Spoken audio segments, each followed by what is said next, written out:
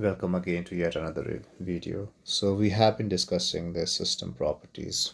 We have covered some some very important properties like linearity, causality, stability, time invariance, and some other properties related to memory, related to the invertibility. Now we will be doing a full-fledged tutorial session because this actually marks the end of your first unit, or first chapter, whatever you want to call it. So we'll be doing a full-fledged, what to call, tutorial session. But I would like to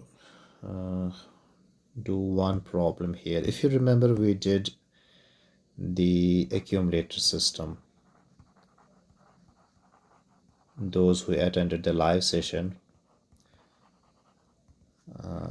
that we had, so we did an accumulator system there. In the videos I had done only the moving average system, but I think we did a couple of more systems in the live session as an example to how to approach a system. We did, I think, accumulator system, we did forward difference system and the backward difference system. Right? So what we'll do is we'll try to study the properties of the accumulator system, whether it's linear, is it causal, what about the stability, what about the time invariance, right? So those of you who didn't attend the live session, so accumulator system, it's again a classical representative system which has an input-output equation like this. Y of n, we normally define it for the discrete time case. So it simply adds up all the sample values rather, to the current sample. Fine. So it will be something like this. It starts from minus infinity, adds up the samples, say up to x0, then x1, right up to your current sample, x of n. And as an example, y of say 3 will be x of minus infinity plus x of 0 plus x of 1 plus x of 2 and x of 3. Okay, so it's this kind of a system. It sums up all the previous samples to the current sample. So let's first study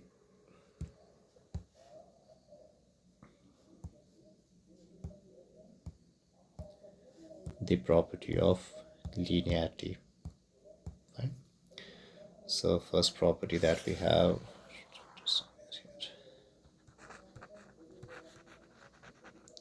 whether my accumulator system is linear or not. So linearity के लिए like we did previously, we have to apply two separate inputs, right? So if I say that I'm using an input x1n and the response of this accumulator system to that input will be like this. Similarly, the response of this accumulator system to some input x2n, we may write it like this, x of 2. Okay, it should be k, huh?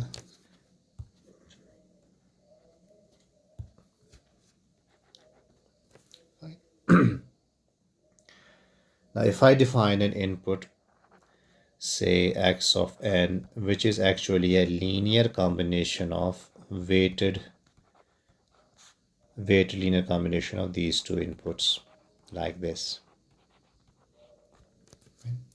then the response of my accumulator system to this weighted linear combination, it would be like this. Okay, so we can just expand it. I can use the full expression for x of k. Here it is a1 x1k plus a2 into x2 of k. Then summation is a linear operator, so you can take it separately. So I can have as two summations, minus infinity to n for the first part, And then for the second part,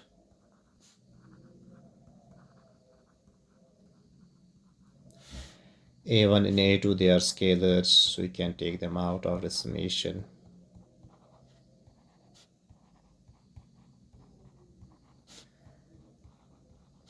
Like this.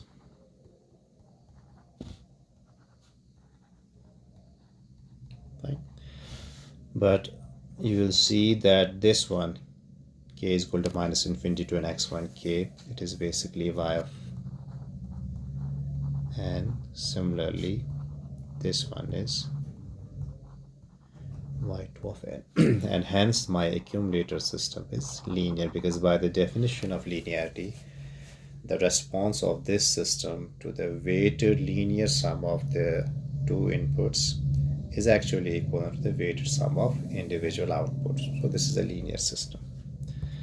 Next, let's check on the memory requirement of this system.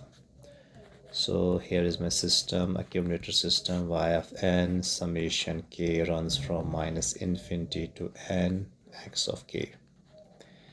And if I expand it into individual samples, so it will be x minus infinity, then dot dot dot, say x minus 1 plus x 0 plus x1, right up to your current time instant, that is x of n.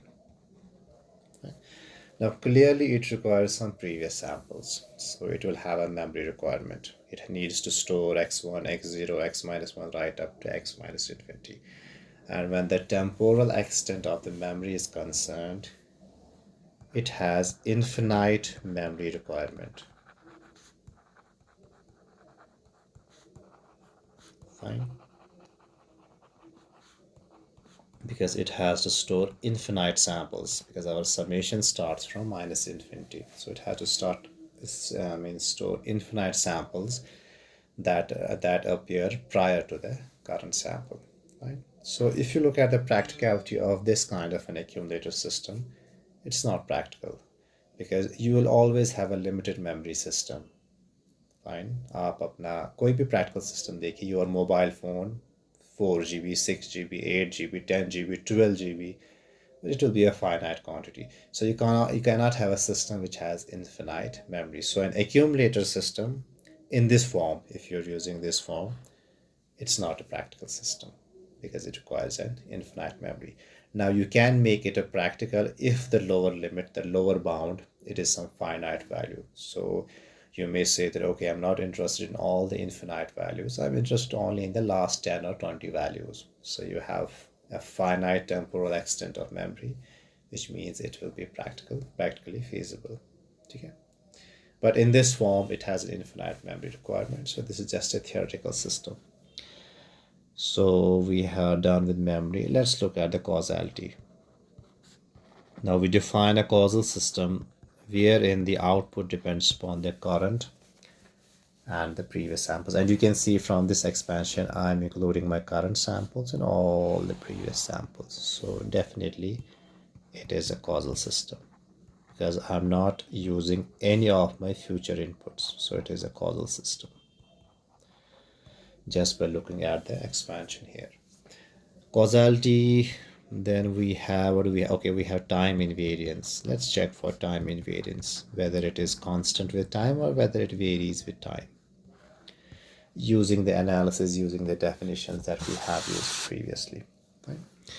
So my system is like this, y of n is equivalent to summation k is equivalent to minus infinity to the current sample n x of k. Right? Let me first find the response of the accumulator system to a shifted input. Right? And let me call that response y n comma n naught. So I'm basically trying to find this kind of response, minus infinity to n x of k minus n naught. Okay, so something like this, just to give you a better comprehension. This is my system, the accumulator system. Let's call it A. you give x of n as an output, it gives you y of n, which is summation k running from minus infinity to n x of k. Now in this scenario, I'm using the same system. Instead of giving x of n, I'm giving a shifted input x n minus n naught. And the output I'm getting, I'm calling it y n comma n naught. So this basically represents the output in response to the shifted input. Right? So this is my shifted input. Let's call it 1, equation 1. Then I'm interested for time invariance. I'm also interested in the shifted output. When I shift my output. So in other words, I'm interested in y of n minus n naught. ठीक है, अब जो आपका y of n है, for an accumulator system, it is simply k running from minus infinity to n x of k, which means y of n minus n naught, it will be equivalent to k running from minus infinity to n minus n naught. Wherever n is, you have to replace n by n minus n naught x of k. Let's call it 2. So for comparison, let me write it here. So these are the two outputs that I have. And on the basis of these two outputs, I have to decide on the time invariant property. Let me first complete it. Minus infinity to, what was it, n x of k minus n naught. Okay. So this one here is when you are giving a shifted input, and this is the response, and this is actually when you are shifting your output by the same amount, that is n naught. Now we have to decide on these, whether these are same or not. Now abhi jo the mathematical expression here is kind of different, but let me do some substitutions. Let me do some substitutions. So what I will do is I will do some simple substitution, that I will put some another variable k1 equivalent to k minus n naught. Fine. Then as k tends to infinity, your k1 will be infinity minus n naught. Infinity में से आप कोई finite quantity निकालिए, it again is infinity. So as k tends to infinity, your k1 also tends to infinity. And as k tends to n, your k1 tends to n minus n naught. Fine. So using these, if I change the limits of this summation, my original expression was this, so I can rewrite it as yn comma n naught is equivalent to, initially it was in terms of k, now I will write it in terms of k1. So just a second, यहाँ पे it is basically as k1 tends to minus infinity, sorry, k tends to minus infinity, then k1 will also tend to minus infinity, because it will be minus infinity minus n naught, which is the same thing as minus infinity. So if I use these changes here, instead of writing in terms of k, I will write in terms of k1. So this will be minus infinity. And as k tends to n, k1 tends to n minus n naught. So it will be n minus n naught x of k minus n naught की जगह k1. Okay. Now in this form, let's compare. Let me just rub it. Let's compare my, okay, this expression with this expression. They are quite similar. Fine, because limits are same, arguments with only difference is here it is k, and in the second case it is k1. But whether it is k, whether it is k1, it is just an argument, it is just a variable. Because here also k represents discrete time, Here also k1 represents discrete time. Okay. What matters is the limits. Minus infinity to n minus n naught, minus infinity to n minus n naught. X of k, x of k1. So indeed, my accumulator system is a time invariant system, because yn minus n naught is the same as yn comma n naught. Right? So these mathematical manipulations we have to do sometimes, right? But please remember, इसका एक physical significance है. So you cannot argue that here I have k and here I have k1, so they are different. No, because both k and k1, they are integers. They can have any values from minus infinity to plus infinity. So they are just integers which represent as the discrete samples of time. So k and k1, it is just a representation. They have the same nature, right? So it won't affect there. Fact that these two are what you call, these two are equal, these two are same, hence my accumulator system is time invariant. Okay. So then we are left with the last property, the property of stability, and let's check on that, whether our accumulator system is stable or not.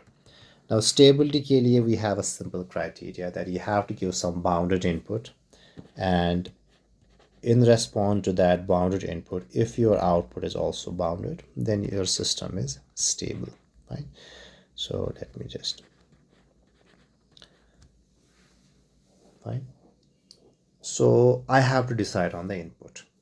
Up to this point, जो चार properties हमने देखी, x of k was not well defined, so we didn't know whether it was bounded or whether it was not bounded. But यहाँ पे I have to choose a specific input. So let's do one thing for this accumulator system. This accumulator system, let's feed a specific input, say u of n, which is a unit step, right? Now by definition, when you're trying to establish the stability property, your input should be bounded. Now unit step is a bounded signal because we have well defined it that it has a value of 1 or 0. So it has a value of 0 for n less than 0. It has a value of 1 for n greater than equivalent to 0. So 0 is also finite, 1 is also finite. So its value is bounded. Now we will see what will be the response of our accumulator system to this bounded input. If the output is also bounded, then fine, it is a stable system. In case the output is not bounded, then it is not a stable system. So let's see what the response would be like. So it will be y of n summation k running from minus infinity to current n u of k.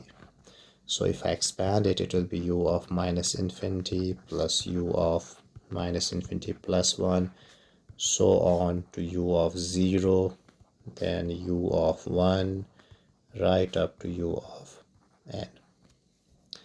Now u of minus infinity, it is n less than 0, so this will be 0, this will be 0, right up to this point. U of 0 is 1, u of 1 is 1, u of 2 is 1, plus 1. Okay. And it will be actually n plus 1 because you are taking n samples. हर किसी sample का value 1 1 है, तो 1 to n आपका n हो गया. If you add them, 1 plus 2 plus 3 4, it will be n, and then you will have an additional simple sample u0. I hope you understand it. For example, if n has a value of 4, then it will be u0 plus u1 plus u2 u3 plus u4. So this is 1 plus 1 plus 1 plus 1 plus 1, which is 5. Okay, so in other words, you can say it is 4 plus 1. But generally speaking, जो आपका unit step है, it extends up to n, and n is not defined. Fine.